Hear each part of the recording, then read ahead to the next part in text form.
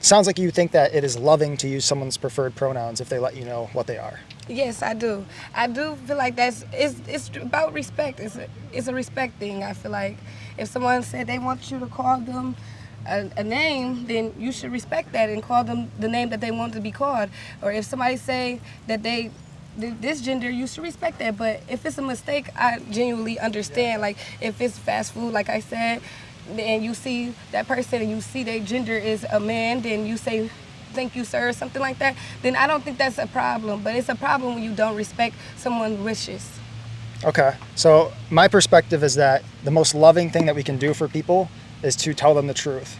So all of us at one point or another are going to have false beliefs that we hold about ourselves. It's like I might think that I'm smarter than I am, or I might think that I should be earning more money than what the market rate would be, right? Mm-hmm. And when we hold false beliefs about ourselves, we're going to make decisions that are consistent with the false belief, which will usually harm ourselves or others. And so what I would want if I hold a false belief about myself is for those around me to lovingly correct me rather than unconditionally affirm and go along with my false belief about myself. And so when I take that principle and I apply it to a man who identifies as a woman, it leads me to believe that the most loving thing I can do for that man is continue to address him as a man, even if he doesn't prefer that. I see your point.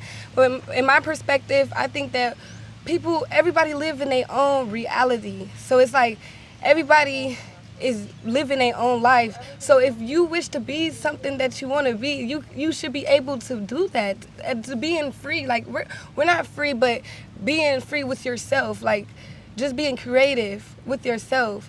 I do think that I'm trying to go back to what you were saying.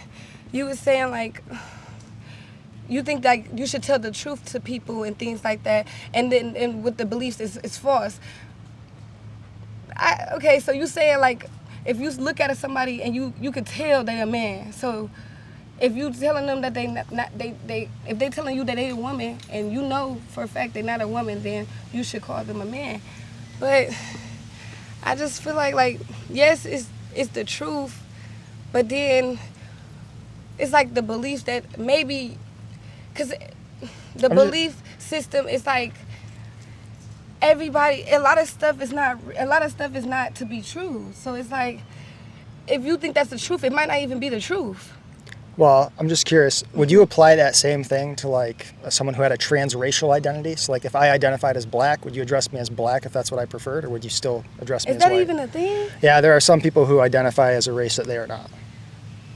I've never even heard of that for real. Like I have seen it on like when I was younger. I seen it with like women on like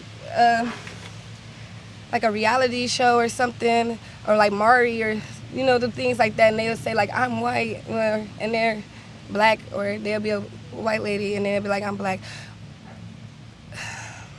I mean, it's all about respect in a way too, I think. So if I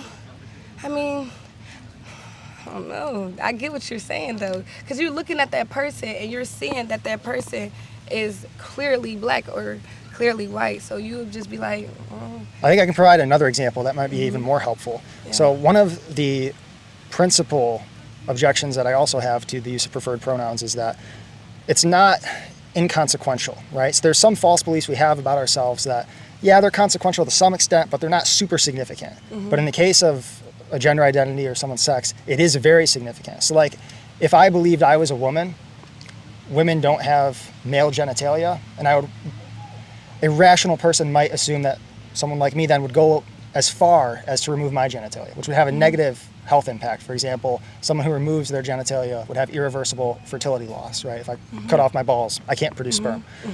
And so if you have another individual who, nothing to do with trans, but they identify as someone who has cancer, but they don't have it, they're perfectly healthy. If we will go along with that delusion and we tell them that they have cancer when they don't, just because they request it and that's how they identify, they might get chemotherapy on the black market and end up with irreversible fertility loss and never be able to have children again. And so it just seems to me like the most loving thing we can do to protect people from possibly harming themselves or others is always tell them the truth. In love, of course, but always tell them the truth. Respectable, okay. Yes, I understand that completely. But I feel like I live a life thinking that people can be creative, people can live the life that they want to live, as long as it's respectable and they're being kind to others. I feel like people can be whoever they want to be. But then again, when you said that color thing, it did make me think like, like, wait a minute, because I really never heard of people saying stuff like that, but that is true. Or even like with children, especially. Yeah. So if a child, there was a study that looked at children who socially transitioned before age 6. So a social transition would be using the opposite sex pronouns, possibly changing your name, possibly dressing as the opposite sex. For children who socially transitioned at, on average, around age 4, they looked 5 years later, so around age 9 on average, at how many of them who socially transitioned were still had a trans identity. And it was 90% of them. So 90% of children who at age 4 socially transitioned still had a trans identity at roughly age 9. And only 6% of them identified with their biological sex. So to me, what that's indicating is that using someone's preferred pronouns isn't, in particular with the case of children, isn't neutral, right? It's not something where it has no impact on them. But rather, it would seem to me that that data would indicate that if we do use preferred pronouns, particularly for children, it might cause them to have a lower desistance rate or a lower rate of returning to identifying with their biological sex. And I think that's a negative outcome, because I think it's generally going to be best, I think it's really always going to be best for people to identify with their biological sex. I agree. Now you kind of shifted my mindset on it and my perspective about it. I still think, though, that people should be free and they should be able to be whoever they want to be. Just a quick question. Yes. If you had like a false belief about yourself, it doesn't matter what it is. But suppose you believe something about yourself that isn't true. I know I've done that plenty of times. How would you want those around you to act or react? Would you want them to lovingly correct you, or would you want them to unconditionally affirm? Well, it depends on what it is. Let's take the example of transgenderism. Imagine that you thought that you were a male or wanted to be a male. Would you want those around you to correct you, or would you want them to unconditionally affirm the identity? Now that one is easy to answer, because of course I would want people to respect the things that I say, my pronouns. I would say yes, I'm a man. Even I want if you to call me him. Even if that could have like a negative impact on your overall health, like for example, irreversible fertility loss. Because if you act consistently with that identity, you might get a gender reassignment surgery that makes it so you can't have kids anymore. But what if I don't want to have kids? If I want to be male, oh yeah, you're right. Because then if I try to have a kid with a woman, then she's not gonna be able to have a kid. I'm gonna have to like adopt a kid, or she gonna have to get when you get the baby inside of you and put it inside IVF? of you. Yeah. So I mean, I don't know. I don't know. Okay. Well, I mean, I hope you can at least consider some of the points I made. You don't got to change your mind on the spot, of course, but maybe just think about things I said, see if it makes sense or not, and it's your own judgment. Okay. Thank you. Awesome. I appreciate you. 1 second. Thank you. I appreciate you. Yeah. Have a good one.